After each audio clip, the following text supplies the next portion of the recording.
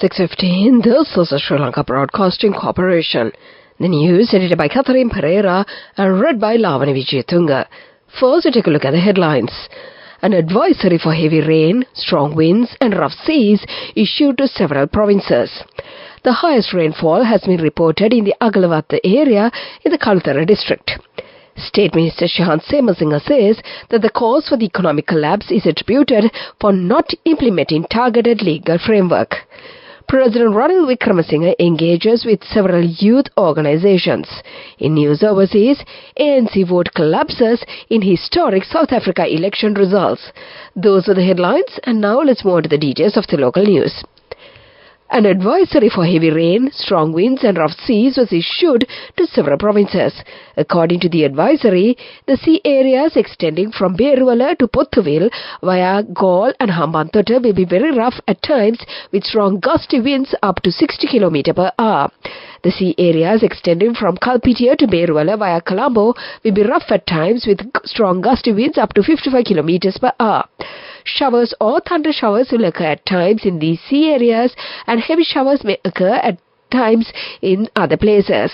The swell waves about 2.5 to 3 meters height may increase in the sea areas off the coast extending from Kalpitia to Pothuville via Colombo, Galle and Hambantota.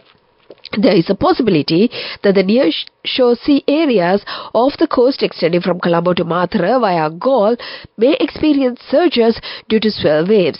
Naval and fishing communities are also requested to be attentive in this regard. The Disaster Management Centre says that several roads are inundated due to heavy rains experienced in the Kalutara district. The highest rainfall has been reported in the Agalavatta area in the Kalutara district during the last 24 hours. The Mint Department said that it was 264.5 millimeters.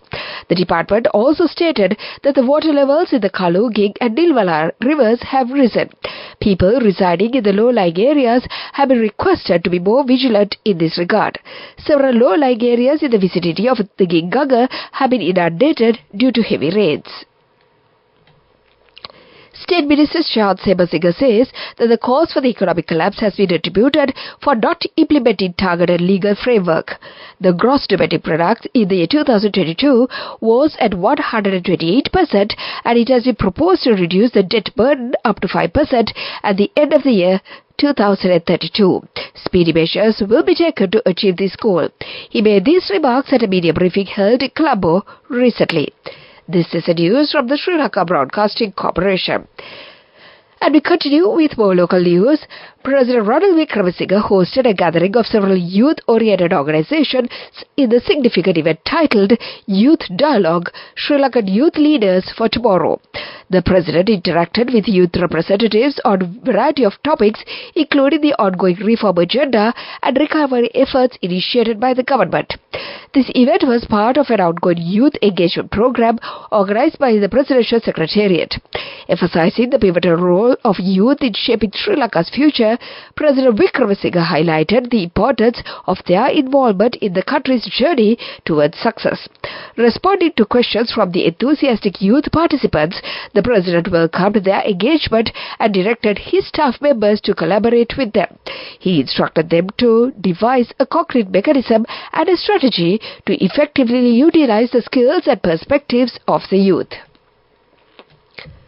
The Disaster Management Centre says that more than 16,000 individuals belonging to 4,515 families have been affected due to the adverse weather conditions prevailing in the country. Assistant Director of the Disaster Management Centre, Janaka Sandun Pathiraja, says that 161 people are now being placed in 4 safety camps. He added that 8 deaths have been reported so far. People in 191 Division Secretariat divisions belonging to 20 districts have been affected due to the heavy rain weather condition at present.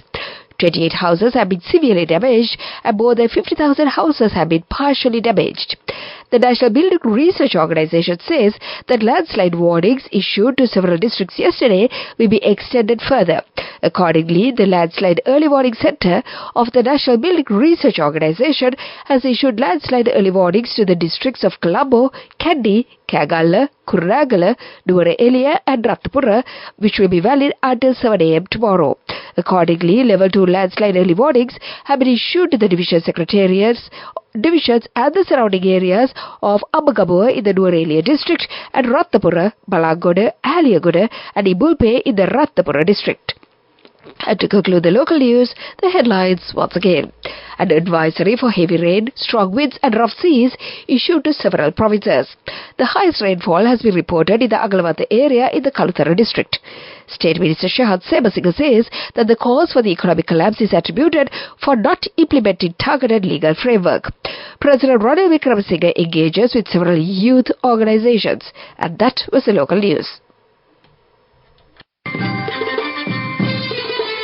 The main news story is brought to you by Sinhala Mahatmya.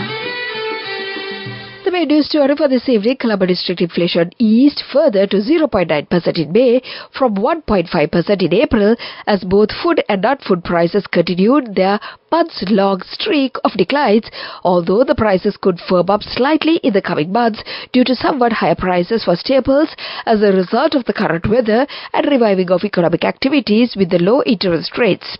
Measured on a monthly basis, the prices fell 0.6% in the month, adding to the 1.9% and 0.8% falls in the prices in both March and April, respectively. And that was the main news story. The main news story was brought to you by Sinhala Mahatmya. And in Watchline this evening, passengers complain that they are facing many difficulties due to the persons who are begging in trains that operate in the night. They also pointed out that some persons are smoking cigarettes and consuming alcohol. They requested the relevant officials of the Railways Department to take speedy measures to address this issue. And that came to you in Watchlight. Coming up, World News.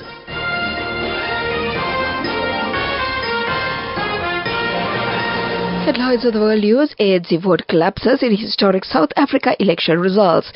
Philippine president warns China against acts of war. Biden unveils Israeli proposal to end Gaza war. Those are the headlines, and now let's move on to the details of the world news. The party once led by Nelson Mandela hit the worst election results since the apartheid ended 30 years ago. With results from 99% of voting districts declared, the ANC has 40%. This is a steep fall since the last election when it got 57%. This means it will have to share power with one or more parties. ANC leaders are preparing for complex coalition talks. The centre-right Democratic Alliance remains the second largest party with 22%, and the new MK party led by ex-President Jacob Zuma is in the third place with 15%. It replaces the radical EFF, whose shares of vote falls to 9%. The distribution of seats in the 400-member National Assembly directly reflects the vote share. Philippine President Ferdinand Marcos Jr. has warned China not to cross a red line in the South China Sea, where a standoff between the countries continues to escalate. If any Filipino died as a result of China's willful actions, he said on Friday, the Philippines would consider it too close to an act of war and respond accordingly. Mr. Marcos was speaking at a security forum in Singapore, attended by defense chiefs of around the world, including the US's Lloyd Austin. He stressed the region remained a main focus for Washington and that the US was secured only if Asia was. US President Joe Biden has urged Hamas to accept a new Israeli proposal to end the conflict in Gaza, saying that it's time for us to end the war. The three-part proposal would begin in 6-week ceasefire in which Israel Defense Forces would withdraw from the populated areas of Gaza. There would also be a surge of humanitarian aid as well as an exchange of some hostages for Palestinian prisoners. The deal would eventually lead to a permanent cessation of hostilities and a major reconstruction plan for Gaza. Hamas said it views the proposals positively. And that was the world news. Development news. An extensive program will be implemented to protect and store plants. The objective of this move is to increase the amount of plants that are housed in the National Botanical Gardens. Measures will be taken to conserve the plants which are under threat. And that came to you in the segment of Development News. Moving on with sports news. Tanushi Karunaratne has qualified for the finals of the 400 meters women's race at Taiwan Open Athletic Tournament. In the first round, she recorded a timing of 53.39 seconds and secured the first place. Meanwhile, Aruna Darshana has qualified for the 400 meters men's event at the tournament and secured the first place with a timing of 47.49 seconds. There was a sports news, business news coming up. Go ekak thiyana youth eකට life එකේ change එකට නියමෙට set වෙන්න as වහගෙන දැකපු හින හැබැ කරන්න youth එකට නියමෙට set වෙන්න friendship එක මෙන්න. The all new NSB Ithru account NSB IM, a plan for your dream. Business News, sponsored by National Savings Bank, the safest place for your money. Treasury bills valued at 23,500 million rupees expiring in 91, 181 and 364 days will be auctioned. These bills can be purchased from the primary dealers and commercial banks. The Central Bank said the auction will be conducted on Wednesday. That was the business news. Economic news follows. Business News, sponsored by National Savings Bank, the safest place for your money. Go ekak thiyana youth එකට life එකේ change එකට නියමෙට set වෙන්න as වහගෙන දැකපු හින හැබැ කරන්න youth එකට නියමෙට set වෙන්න friendship එක මෙන්න. The all new NSB Ithru account NSB IM, a plan for your dream. In economic news, an inspired strategic move to rejuvenate foreign investments in the real estate sector, the Sri Lankan Department of Immigration and Immigrations has reintroduced the Investor Visa program. This revamped initiative, aimed at specifically at non-Sri Lankans interested in purchasing condominium units, is set to go live online today. That was the economic news and the weather report to conclude. Weather report. And finally, the weather report. The Department of Meteorology stated today that showers or thunder showers will occur at times in the western, Sabaragamuwa, central and southern provinces. Several spells of showers may occur in the northwestern province as well. Heavy showers over 100 millimeters are likely at some places in the western and Sabaragamuwa provinces and in the Galle, Pathara and Nuwara Eliya districts. Showers or thunder showers may occur at a few places in the Uva, north central and eastern provinces and in the Mullaitivu district in the evening or night. And before we conclude this bulletin, let's get back to the headlines once again. An advisory for heavy rain, strong winds and rough seas issued to several provinces. The highest rainfall has been reported in the Aglavata area in the Kalutara district.